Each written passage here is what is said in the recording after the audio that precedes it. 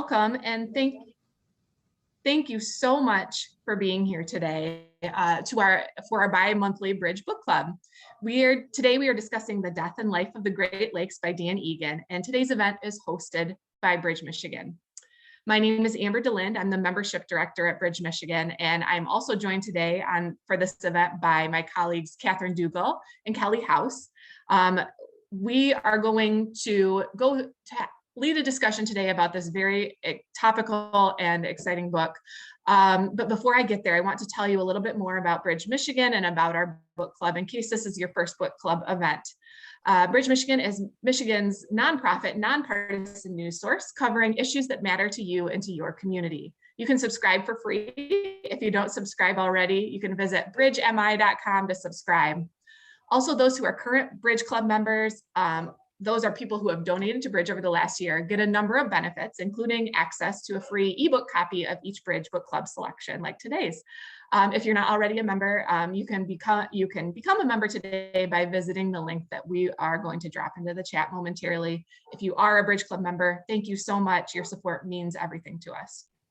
As I mentioned, today we are so lucky to be joined by author Dan Egan. I'll give a full introduction of Dan momentarily, but we're incredibly honored that he's been willing to join us for a discussion of the death and life of the Great Lakes. And I apologize for my dog. The schedule for today's discussion will go like this. I'm going to give a short introduction of Dan and give you an overview of what's going to happen today. Our environmental reporter, Kelly House, will lead a discussion with Dan for about 30 minutes. We'll then transition to some reader questions for Dan, which you can type your questions into the chat at any time today. We'll then conclude right at 1:30, so we'll make sure that we value your time this afternoon, and that's exactly what our schedule will look like. We will be recording this discussion, so if you want to watch it again, or if you know of someone who missed the recording and would like to take a look, we'll be posting the recording at bridgemi.com tomorrow. Without any further ado, I'd like to introduce our special guest. Just one moment. Dan Egan is a reporter at the Milwaukee Journal-Sentinel. He's twice been a finalist for the Pulitzer Prize, and he's won the Alfred I. DuPont Columbia University Award, the John B. Oakes Award, the AAAS Kavli Science Journalism Award, and the J. Anthony Lucas Work in Progress Award. A graduate of the Columbia Journalism School, he lives in Milwaukee with his wife and his children. Dan, thank you so much for being here today. I'm going to turn the conversation over to my colleague, Kelly House, to begin our conversation. Thanks for having me. Thanks, Amber, and hi, Dan. And I am coming to this conversation from a hotel room in deep Upper Peninsula, so apologies if I have any connectivity issues, and I will hopefully not. But Dan, this book is so great and so deeply reported and written. Can you tell me and tell readers a little bit about what prompted you to write it and how that came about? Sure. Yeah, I was a reporter at the Milwaukee Journal-Sentinel from 2002 until about a month ago. And during that time, my beat was to cover the Great Lakes. And it kind of evolved to the point where I was doing one big story a year, beginning in about 2002 or 2003. And then in 2011, I took my family out to Columbia University for a fellowship that required a book writing seminar, which required a book proposal. And I looked at all this work that I had done for the Milwaukee Journal-Sentinel over the course of, at that point, a decade. And these projects that I just mentioned kind of stacked up like chapters. So I just put together a book proposal based on these chapters, and I really wasn't angling to get a book contract. I was angling to get out of the class and get back to Milwaukee with my family all in one piece. And things just kind of spun from there. The proposal made its way to an editor in New York, and he happened to be a Wisconsin native, and he was pretty keen on it. So he said, let's make it a book. And it took 3 years, but we did. So that's kind of where it came from. People had mentioned for a number of years that I should do a book, and I didn't have an interest in doing a book because working at a newspaper with a beat as a full-time job is, I'm sure you can appreciate. So, you know, it was more work than I thought, but I'm glad I did it, and I'm glad that there's still interest in it. So, you know, for residents of the Great Lakes, obviously many of us have deep personal connections to the lake. Whenever there's polling about people's values, water arises, among the highest priorities for people. What is your connection to the Great Lakes? And do you talk about fishing with your son, in your book, but I'm curious, what makes the Great Lakes special to you personally? Well, I think like for most people, it was just, the imprinting that happened as a kid. I grew up in Green Bay and spent a lot of my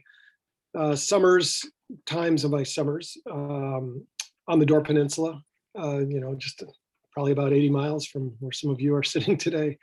And that just really made an impression on me, the extent of which I didn't really realize until after college. I went out west and took my first newspaper reporting job in Ketchum, Idaho, and it's a desert out there. And so I was out west for 10 years. And when I came back to work for the Milwaukee Journal-Sentinel, I wasn't hired to cover the Great Lakes. I was hired to be a feature writer. But there was something about the lakes that, it was probably a function of being gone for 10 years and being in a place that doesn't have an abundance of water, coming back to this place and you see the lakes in a whole new light. So that's really kind of, I think, where my interest in the lakes came from. Although as a reporter, if they gave me a city hall beat, I'm sure I wouldn't have written a book about it, but I think I would have found City Hall just as interesting. I just got fortunate that what I found of interest in writing these feature stories, the editors found were interesting, and it evolved very quickly into a beat, not a traditional beat, but covering the Great Lakes became my full-time job. Yeah, I was in prepping for this, I was trying to do some research on whether any other newspaper has a writer solely dedicated to the Great Lakes, and I'm not sure if there is. Maybe you would know. But yeah, no, there's environmental reporters at a number of the region's papers, but I don't think that there had been anybody designated to cover the Great Lakes. And, initially I was just writing about Lake Michigan, but it quickly became apparent that the issues facing Milwaukee are the same facing Chicago, facing Toronto, or similar, Duluth, Green Bay.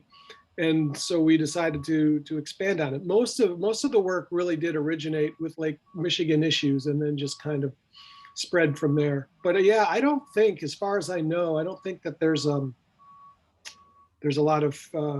any full-time Great Lakes reporters at least legacy media outlets that I know. So, one thing that was pretty remarkable in your book, even for those of us who have been around the Great Lakes, just to retell and go through the chronology of the lake changing over time, and specifically Michigan's unilateral decision to add salmon to the lakes and the complications that have arisen from that. I know you had already written on many of these issues by the time you wrote the book, but so to the extent that you were surprised by anything, what surprised you about how humans have deliberately altered the lakes? Yeah, well, so I mentioned that, I lived out west for 10 years after college before coming back here. And one of the things I covered out west, I was working in Idaho and then later in Utah. But in Idaho, I was covering the endangered salmon stocks out there, the Chinook and the sockeye salmon. And so I moved back to the Midwest with some trepidation because I really liked being out west and I liked the wide, wild, open spaces. And the lake kind of gives you that feeling as well. And because of that, I was down with my daughter early on when we moved here, and she was probably 2 years old, and I just wanted to imprint the lake on her. And we were at the marina in near downtown Milwaukee, and the salmon had come in to spawn. And I had watched salmon spawning in the Idaho wild, and this wasn't what I had seen before. There were fish literally fitting up boat ramps, and I was talking to the fishermen, and I got to be, honest. At that point, I think I vaguely knew that salmon weren't native to the Great Lakes, but I didn't know the extent to which the lakes had been managed for a sports fishery. And that's how this all started, really, this beat. I went back to the newsroom at the Milwaukee Journal-Sentinel and mentioned to the editor that, this is really interesting. The fact that we basically got a put and take fishery. I mean, it's changed since then. There's a lot of natural reproduction with the salmon since 2002, but back then it was primarily raised in a hatchery, planted to be caught, born to be caught, and when they came back to spawn, they didn't really spawn. They couldn't spawn. They just came back to the waters that they were planted in. And so my editor initially said, well, everybody knows that story, but part of the job being a reporter is trying to get a sense of what people know and are familiar with and what they're not. And while plenty of people were, well versed in the history of the salmon, way more than not, had no idea that salmon were not a native species. And that really started this whole ball rolling. I did a story on basically what's the history of the salmon, and that just led to what's the history of the seaway, and that led to what's going on to the lake with the lakes today as far as non-native species. So I guess the thing that surprised me was just realizing that the lakes had been so incredibly manipulated and transformed in the last 60 or 70 years, and not all with ill consequence. The salmon were put in the lakes, but I'm talking Michigan and Huron specifically, because there was a problem, and that problem was alewives. And the lake trout had been knocked down. There was some remnant stocks, but they weren't robust enough to be controlling this Atlantic invader, the alewife. And they weren't built to chase the alewives, the schooling alewives in the water column like Chinook and Coho are. And so Michigan got creative, and so you have an Atlantic invader in the middle of the continent, and what do? You bring in a Pacific predator to the middle of the continent and drop them both into this fresh water body that they weren't sure they would have a long future, and it turns out they did. So yeah, I mean, I just find that fascinating story when you think about the scale of the manipulation that went on. This isn't a reservoir out west or a Northwoods pond. This is an area that spans basically the landmass, the equivalent of the United Kingdom. And it all started in Michigan, near Traverse City. Yeah, that point you make about, surprisingly few people knowing that salmon are a non-native species here, I think speaks to another concept that is mentioned somewhere in your book of shifting baselines, and just the longer that some alteration goes on, it becomes what people know as normal. Speaking of sort of shifting baselines and species assemblage, you talk a lot in your book about the threat of invasive mussels, and it almost feels unstoppable in some of the ways you describe it. So I'm curious, given the difficulty of removing them, tracking every boat that's going in and out of various waterways, do you think it's possible to eliminate them from a water system once they arrive? At this point, no. And I don't know at one point, I mean, what would the answer be? I don't think you'd want to try to introduce a Great Lakes scale rotenone program or something similar that would go after these mollusks. I think they're here until something changes, and whether that's just a new regime in the lakes and there's some predator. There's been a lot written about Asian carp coming up the Chicago River, the Chicago Sanitary and Ship Canal, and colonizing the lakes. And the two species that people are worried about right now are filter feeders. So they pretty much do the same thing that the mussels do. They filter plankton out of the water. But there's another species of Asian carp called black carp, and they eat mollusks. And boy, they would go to town if they ever got in here. I think they would. I'm not a biologist, but I've had it expressed to me that could really be something. And I don't know if anybody would want that, because those fish they're just a different beast. They're the biggest of the Asian carp, and Asian carp are big. Some of them can get to be like 100 pounds. So we're here with the mussels, I think, for our lifetimes at least. And so is the lake. And the lake and its inhabitants are to a significant degree adopting. And there's some encouraging things, like when you look at what's happening with native whitefish and native walleye, and lake trout. Behind the mussels came the invasive goby, and the invasive goby turned out to be the one fish that can feast on mussels successfully. So then anything that can eat a goby is doing all right. So now you have whitefish, which aren't normally fish-eating fish. They're eating gobies and they're thriving, at least over here on this side of the lake. And it's a similar story with like lake trout on Lake Huron, and to a significant but lesser extent on Lake Michigan, and along with walleye. So these are native species that are figuring out how to make a living off of these invasive species. And it's an encouraging story in that it shows to a degree the resilience of nature, and the idea that, you know, maybe we're headed toward a new stability. The lake doesn't look anything like it did when, you know, the first Europeans arrived here, but that doesn't mean it can't get healthy again. And by healthy, I mean in terms of a self-sustaining system that doesn't need the management to the extent that we've engaged in the last half century with just this, you know, a really intense salmon stocking program. The salmon aren't doing so well because the alewives aren't doing so well because there's been so much food stripped from the bottom of the food chain because of these mussels filtering out, you know, the base of the food chain, eating it. And so, you know, this is the situation we have, where salmon are built to eat a fish that isn't thriving. And so what is beginning to thrive are native species. So I think that's an encouraging thing about the book. And, you know, I did worry writing it, you know, it's like, this is depressing, but it is and it isn't. I mean, it's like your own health. It can always be worse. So, and just because we're all going to die doesn't mean that you don't take care of yourself. And the same goes with managing or stewarding the Great Lakes. And I think the important thing is to prevent the next invasion, because nobody heard of zebra mussels back in the 1980s when they were first discovered in the Great Lakes. And I heard this story. It was in the U.S. House. I don't think it was the Senate, but they had some presentation going on about the need to control zebra mussels in the Great Lakes.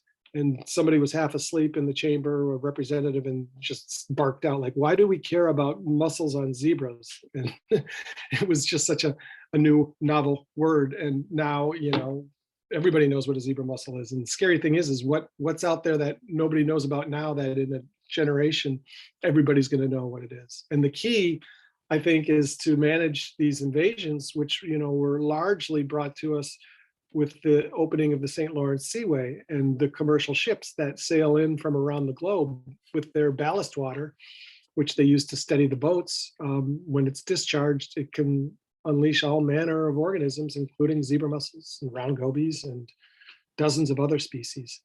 And you talked about eradication earlier. As far as what can we do? Well, eradication's a problem. Prevention's really a better tact. And when you think about the vastness of the North American continent, and you look at, you know, the maps, like, I can't think of a state that doesn't have zebra mussels. There may be, but you know, they're pretty much blanketing the continent now. Well, every ship coming through the Great Lakes has to go through an 80-foot wide pinch point at Montreal, the first lock.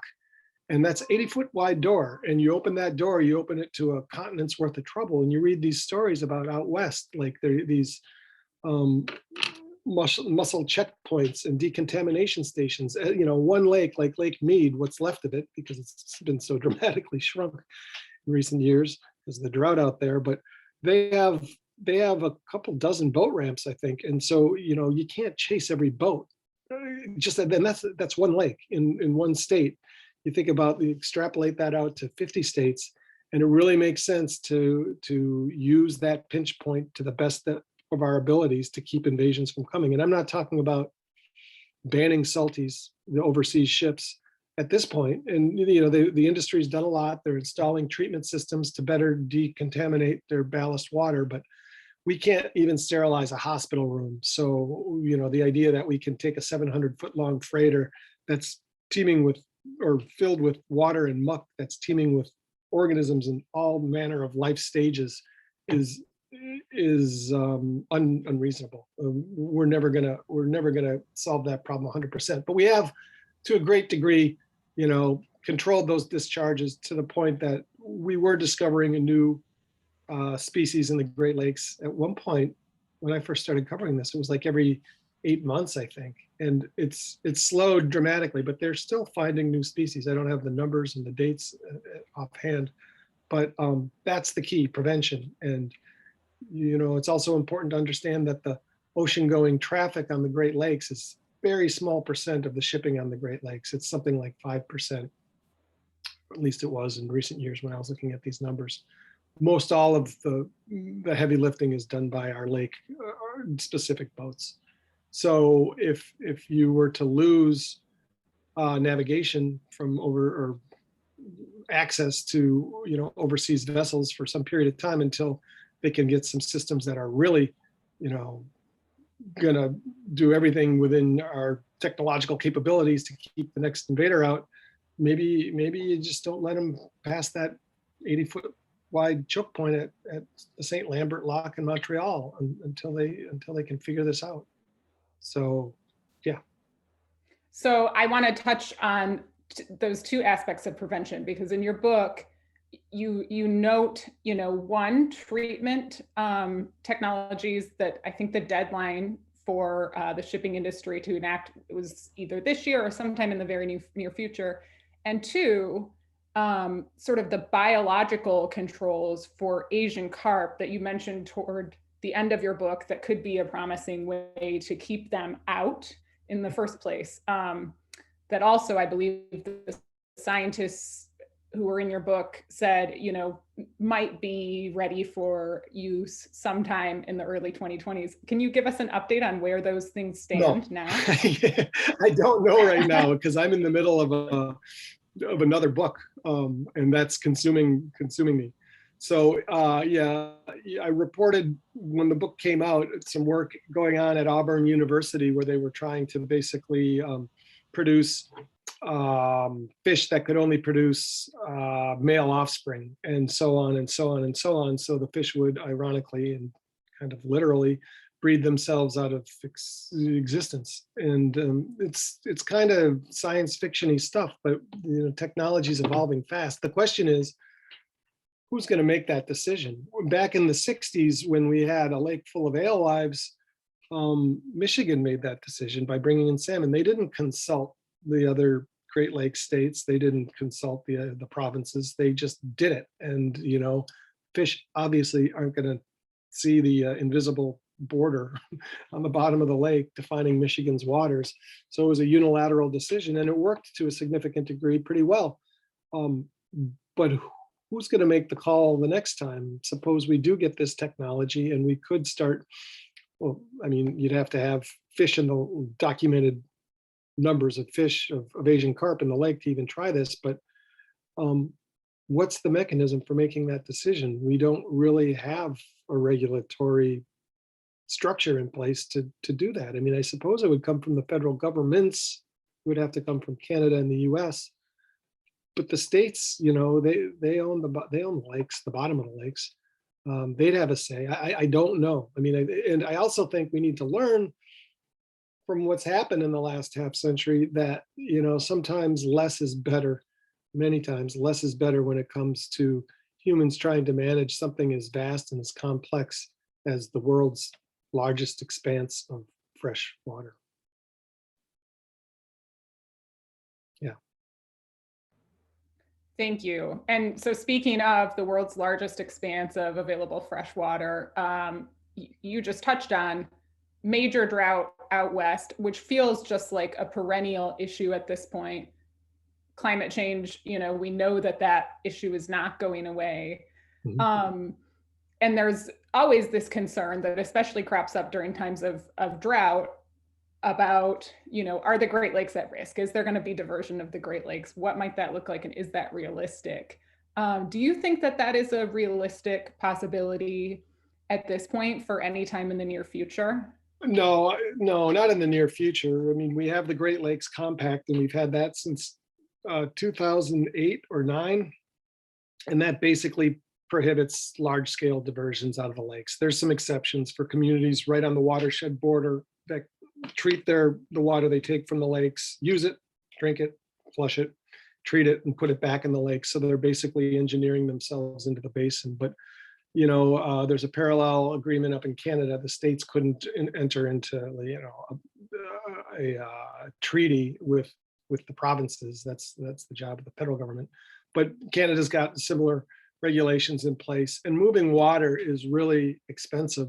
The compact is holding water to a large degree. It's doing its job, but the amount of water in the lakes and where it is in relation to the shoreline is an issue that isn't going away anytime soon. And you look at what's happened since 2013. We were at a record low in water level for Michigan and Huron, and by last summer, 7 years later, we were at record summertime highs. And so that was 6 feet in 7 years. And when you think about, say, the ocean coasts, they're talking about an increase in sea level by the end of the century of anywhere from like 1 to 8 feet, I think, and so that's happening slowly and incrementally, and the change is going in one direction, up. With Great Lakes, you have to worry about ups and downs.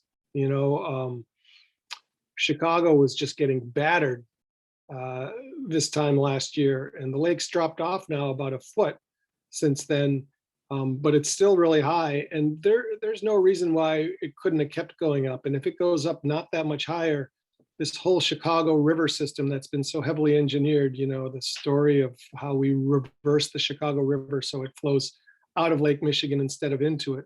Well, in 2013, the lake had dropped so low, the level, that it was in danger of not being able to feed the river. They said at the time, like if it went down another 6 inches, they'd have a problem. And now 7 years later, we have the opposite problem. And I don't know what the answer is to any of this, except for to try to understand it and go forward accordingly with some wise land use plan. But there's not much we can do for a city of 9 million that's it was built in a swamp, in a sag, where Lake Michigan and the Mississippi River basins were all but connected. And that's why Chicago is Chicago. It connected the basins, and it worked really well for, building a frontier city that's, a world-class, it's a megalopolis now.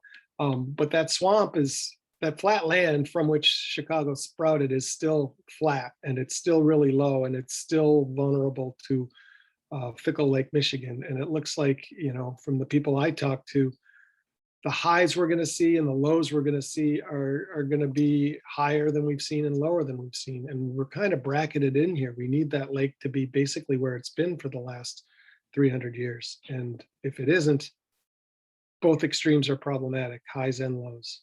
So I'm not so worried about Arizona taking our water right now. I mean, just to move water is really expensive. But then again, we move oil, which, is really expensive. And water is more important than oil from the west to the east. And I suppose we could do it if we really wanted to, but I don't see it happening anytime soon. If I owned a piece of property on Lake Michigan, I'd be way more concerned about like the destabilization of the polar vortex. So when we get these really, really nasty lake freezing winters, that's how we got the high water so fast, because it tamps evaporation, and we're getting a lot of precipitation. And when we don't have a polar vortex winter, the evaporation is up too. So precipitation and evaporation kind of tug of war, they balance each other out. But when you get a heavy ice year, precipitation dominates and the lake can go up. So yeah, that's my view on diversions.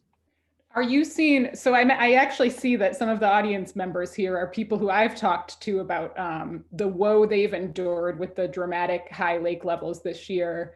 And I know in Michigan, there are a lot of conversations that have been prompted about how close people can build to the shoreline, what's appropriate, given that we know these dramatic highs and lows will likely continue.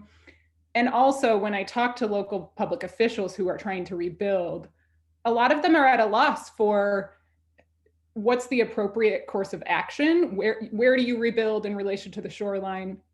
And you just pointed out, it's, confounding in that you have to have something that can endure dramatic highs and dramatic lows. Are you seeing any innovative approaches to, building shoreline infrastructure that is amenable to both of those extremes, or figuring out new land use? No. I think no. I mean, I think the simple answer is, move back and up, but that doesn't do anybody who has a piece of property with a house on it any good right now. And Chicago really is an interesting case when, they're not doing innovative things, they're doing kind of desperate things, just throwing riprap and out into the lake to disperse the waves. And there are buildings. I was down there this spring a couple of times taking a look at some of the damage that's happened, and there's buildings that have been there for 100 years that are just getting battered by waves. And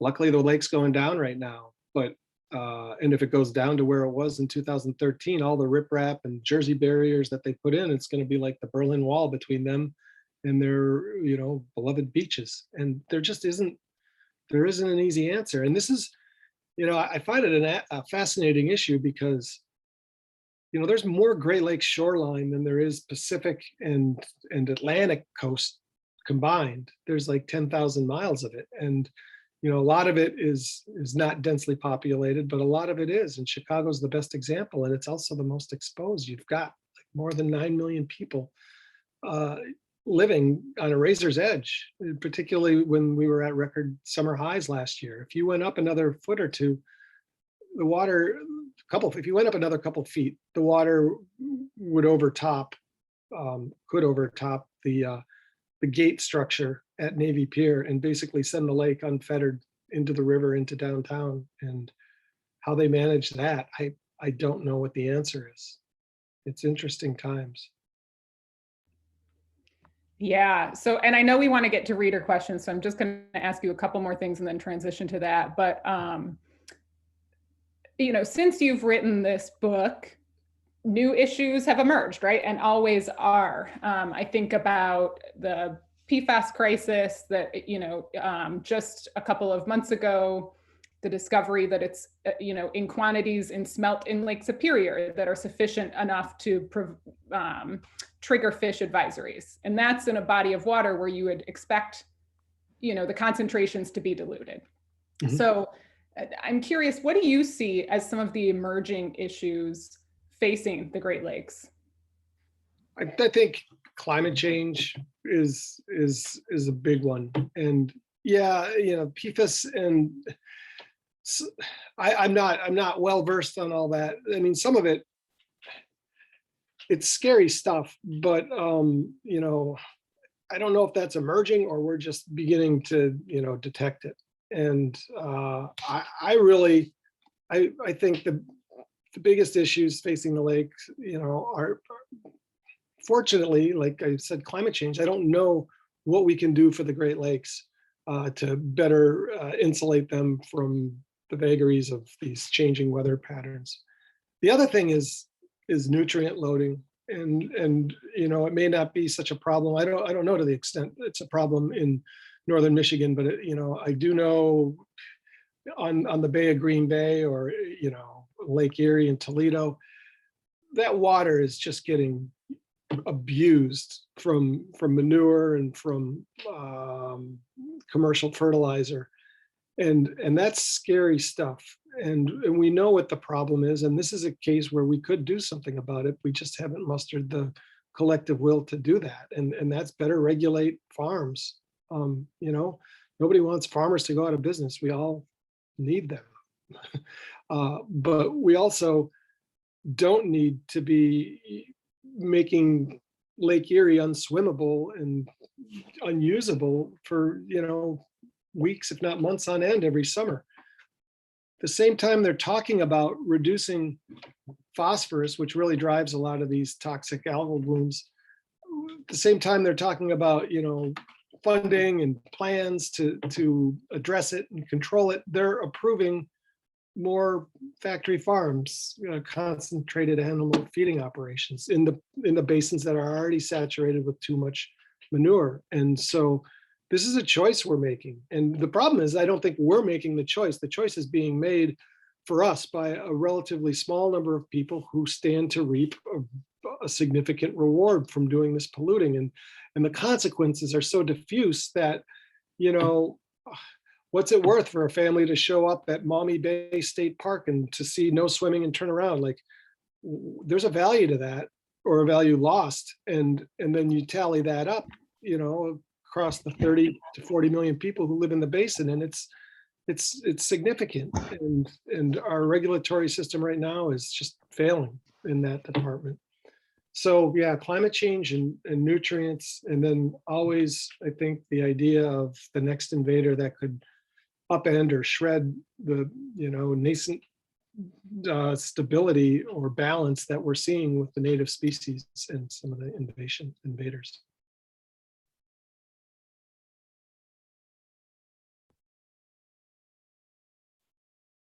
That's my answer. Thank you. And you mentioned that you are working on another book now. I'm curious, what are you working on now, if you're able to say? Phosphorus. I'm writing a whole book, supposed to be writing a whole book about phosphorus, kind of a biography, how it was discovered, how it was used early on, you know, it was weaponized real quickly, and, you know, how it's a fertilizer that, you know, it's been estimated that Earth couldn't sustain its 8 or 9 billion residents right now without it, without factory made fertilizer, which comes from increasingly rare rock deposits around the world. So it's really kind of a dichotomy in that we're running low on it. And, you know, in the US, we could be out of our known reserves in 30 years, and then we're going to be dependent on other countries for our nutrition, which is a scarier prospect than being dependent on foreign nations for our energy. And so happens that most of the world's proven reserves are in Morocco and Western Sahara, which Morocco invaded in the 1970s. Up to, I think it's 80% of the world's reserves are in Africa, and you know, controlled by people who may or may not be concerned about, you know, the needs or interests of US agriculture. So that's an interesting element to the story. And it's also the water pollution. So we're running out, and at the same time, we're squandering what we have by over applying it, because, you know, it's kind of an insurance policy for farmers. They've gotten better at applying it, but and, you know, at the right time and in the right places, right amounts, but the lakes are telling us that it's whatever they're doing isn't working. Otherwise, we wouldn't have this goopy water everywhere. So yeah, I've been working on this for 2 or 3 years. It kind of got stalled with the pandemic, but I'm going to be back at it this summer, and I don't know when it's coming out. It's the same publisher, same editor. It really is kind of it wasn't designed or intended to be like a second installment of this Great Lakes book that I wrote, or, you know, a companion piece, but it's shaping up like it is. It's not going to be just about the Great Lakes. I travel quite extensively for it, and it's a global problem, but that's what I'm working on. I'm looking forward to reading that. Bye. So I want to go to some of the reader questions. And at the beginning of this conversation, you kind of acknowledged it can be a depressing subject, you know, talking about all of these really big, complex challenges. What gives you hope, and what can give, you know, people who care about the Great Lakes hope? Well, for the same reason that I was talking about before, things can always get worse. And just because we don't have the pristine lakes that, you know, Europeans encountered in the 1700s doesn't mean we couldn't be in much worse shape. And so we've got to appreciate what we have, and what we have is a global resource like no other. And, you know, it's got a lot of robustness to it. And, you know, you just think about how many millions of people literally depend on the lakes for their lives. You know, it's like we drink them, and we're still doing that, and they're still gorgeous. And so, yeah, we've lost a lot, and we're never going to bring back all the fish stocks that we overfished or that just got out competed by the invasive species. But that doesn't mean we can't have a better balanced and functioning lake. And, you know, I think about my kids. They used to be really young, and they still are pretty young. They're 12 to 19 years old. And, I just think about, you got to keep your horizons manageable. And my horizon for the Great Lakes is my kids' lives. And I just want them to have a better balanced ecosystem than we have or had. And every generation, I like the idea of things getting better. So we're not going to wave a magic wand and fix all the ills, but we're never going to bring back the forests that are now farmlands. Maybe they'll come back on their own, but not in the horizons measured in our lifetimes. So I don't find the book depressing. There are depressing pieces of it, elements to it, and it is distressing sometimes to think of our short-sightedness, but the only way to expand that shortness is to get educated, and that's what the purpose of the book was. So I think of it as kind of like, I don't know, giving people a baseline understanding, a rudimentary understanding of the lakes, so they can bend their representatives and demand or get better protections for the lakes. So it's kind of like Great Lakes 101. And the first step to solving a problem is understanding it. And so this book, I think, was kind of a first step. We have a reader question about that concept of getting your representatives to be active on this. And, Lake Erie is a good example where it just feels like there's a lot of statement of good intent by everyone involved, but for various reasons, it continues to get worse. Who are the political or business leaders who, in your experience, are most willing to act to protect the health of the Great Lakes? I'm going to stay away from that, because as a journalist, I don't want to get into the politics of it all. But I think it's pretty clear that it's not a partisan issue. And, we have the Great Lakes Restoration Initiative, which is a lot of federal funding that, is much needed, and it's doing a lot of good. I don't think that for a while we had the Great Lakes Czar under Obama, and that was really more of an administrative position to help manage the hundreds of millions of dollars that were coming into the lakes through the Great Lakes Protection Initiative. But yeah, I'm not going to say this politician is the woman you should call, or that one. I mean, you call the politician, you call the representative you have. Let them know what you think and where you want things to go, and join groups. That is one thing, just the damage that's done to the lakes. It's often done by industries that do benefit immensely. And the harm they're doing is spread to all of us. And so, it may only be costing us, I don't know how you quantify it, but on the order of, a handful of dollars a year, but that adds up. And the lakes don't belong to any industry. They don't belong to steel mills or to the shipping industry or to the commercial fishing industry. They belong to all of us. And if nothing else, we need to recognize that and exercise that idea. Who do you read and what do you read as a news resource on some of these issues? Who should our readers be paying attention to? Well, the ecosystem for media has changed so dramatically. I mean, we used to have really stout, robust papers in every small, medium, and large city, and that's kind of eroding. So, I do what everybody else does. I'm not going to go to the specific sites that I hit, but I have, go-to newspapers, the big newspapers still, and Bridge is a great resource, the work that you guys are doing. I don't have anything to share specifically with that in that respect.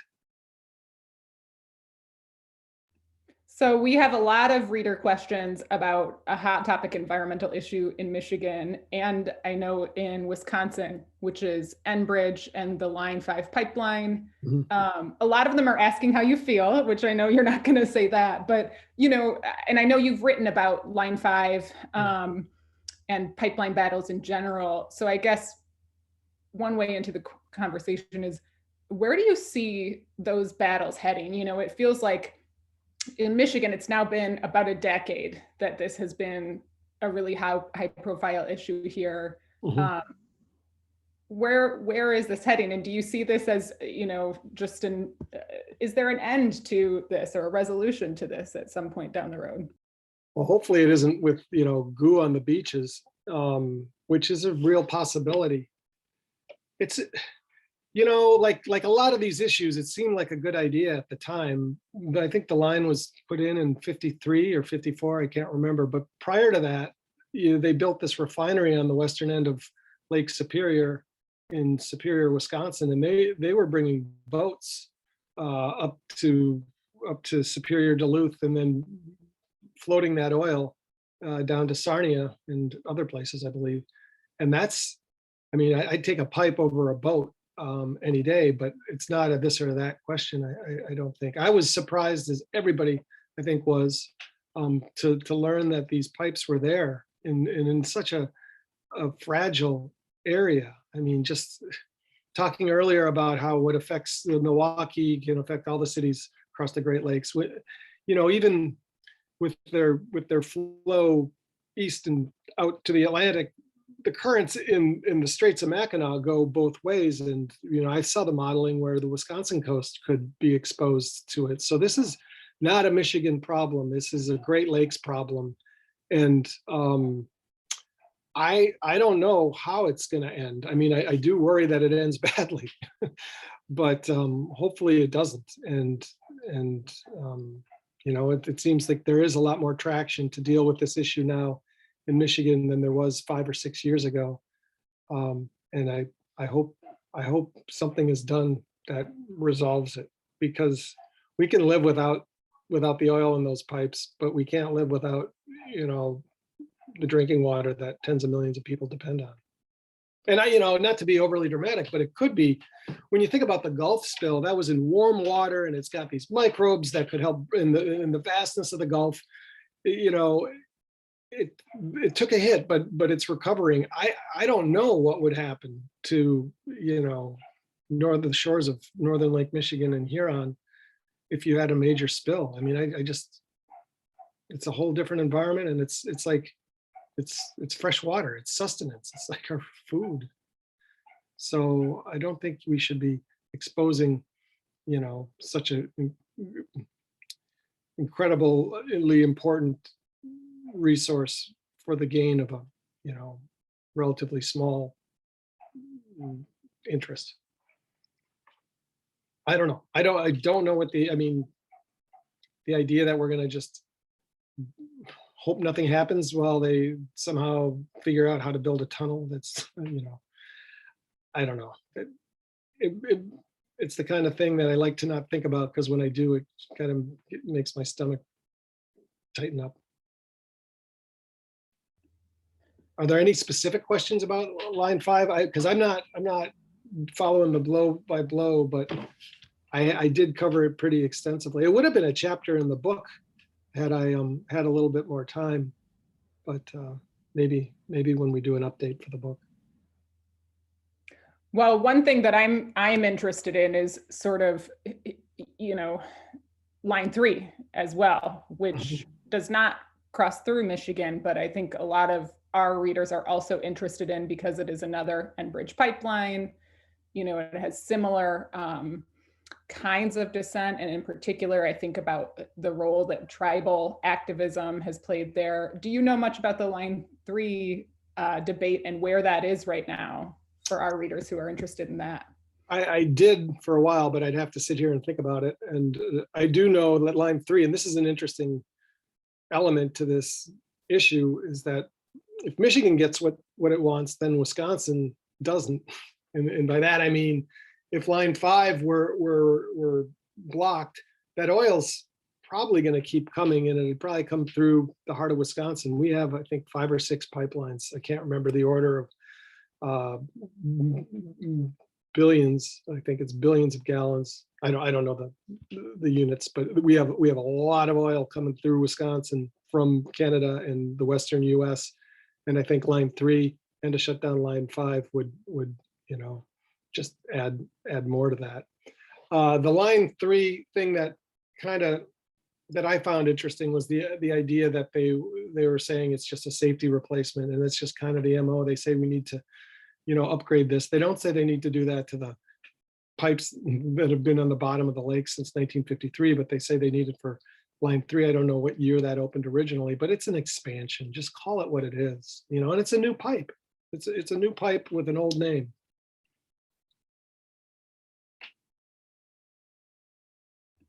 So you touched on in a previous question the idea that the lakes and the species in the lakes are sort of adapting to this, what currently is the norm, the new normal.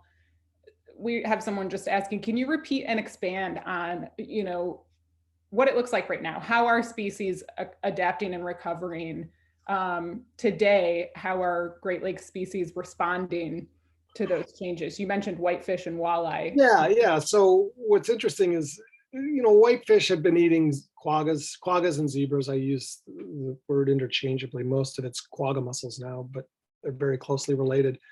None of the native species were figuring out how to unlock all that protein and all those quadrillions, if not, I don't know what comes after quadrillion, but just unfathomable numbers of mussels out there. Nobody could get at the energy that they had basically sequestered at the bottom of the lake.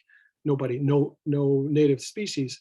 And then along comes the round goby, which came from the same place as the quagga and zebra mussels, which is the Ponto-Caspian Basin. And it came the same way, which was aboard an overseas freighter sailing into the Great Lakes. And they're nature built with they have little molars, these little thumb-sized fish that have strong jaws and crunching teeth, and they can get at that protein in the mussels. And then anything that can get at the goby is doing well, or the gobies. So, I mean, we had to see these native species basically kind of learn to go to the bottom. And, like a lake trout, I was talking to commercial fishermen, and they're talking about just lake trout coming in with their snouts just all banged up because they're down at the bottom, just rooting out gobies. And a similar story for whitefish. And the salmon won't deign to go to the bottom to eke out a living in that manner. They starve, and the native species aren't. So that just kind of shows that, the resilience of the native species and the idea that they belong here. I mean, the salmon have played a critical role in controlling the alewives, but neither species belongs here, and there may not be a long-term future for either of them because they're under stress because they're true saltwater species, and these are obviously not saltwater bodies.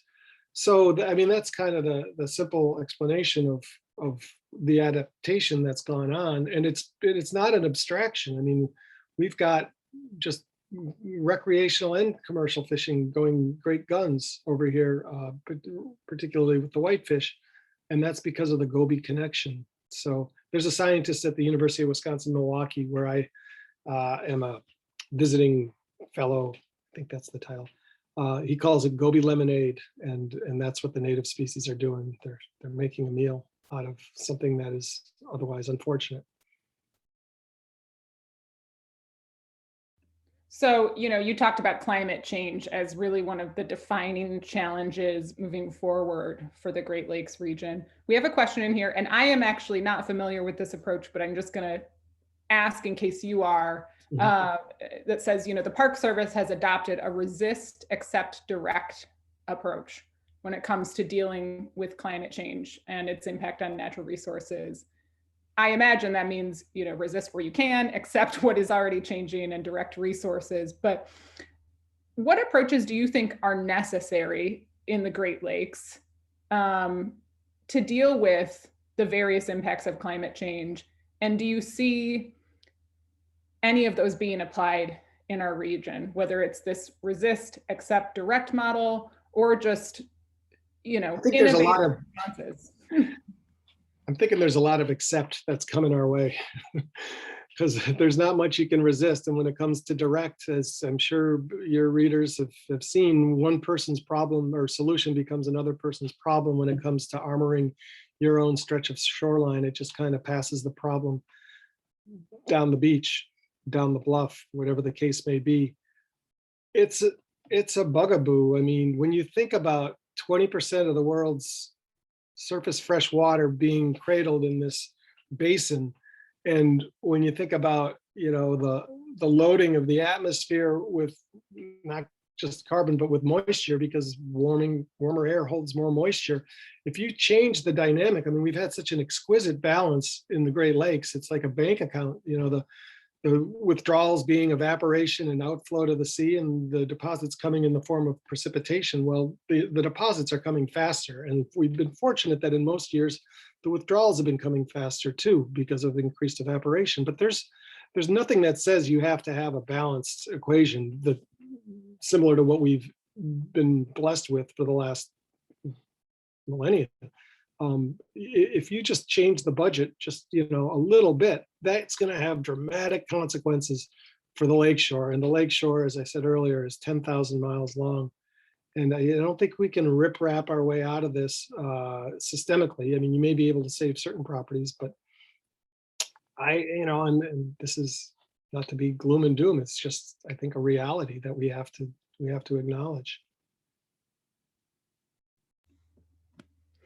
And I know we're coming up on 12:30, so I think I will cap our questions at that point, although there are more coming in. Anything that I missed that you want to touch on, Dan, before I hand it back to my colleagues to close it out for us? No, those were good questions, and you know, I'm happy that there's interest in these issues, and you know, I do plan to update the book once I get done with this other one. And a lot of the issues are timeless, but a lot of them are evolving fast. And that people are interested, I think, is really the first step to getting into putting ourselves in a position to get to a better place with the health of the lakes and our relationship to them. Well, Dan, thank you so much for joining us today. And Kelly, thank you so much for being an excellent interviewer, as always. I just want to thank everyone who joined us today to talk about this fantastic book. Bridge members, thank you so much for supporting us. And as a reminder to all of you, Bridge members get a free copy of the book club book. So feel free to become a Bridge member. Amber's dropping a link in the chat. We'll be doing our next book club probably in July, so stay tuned. And the recording for this session will be in Bridge either later today or tomorrow. So feel free to share it with your Great Lakes loving friends and colleagues.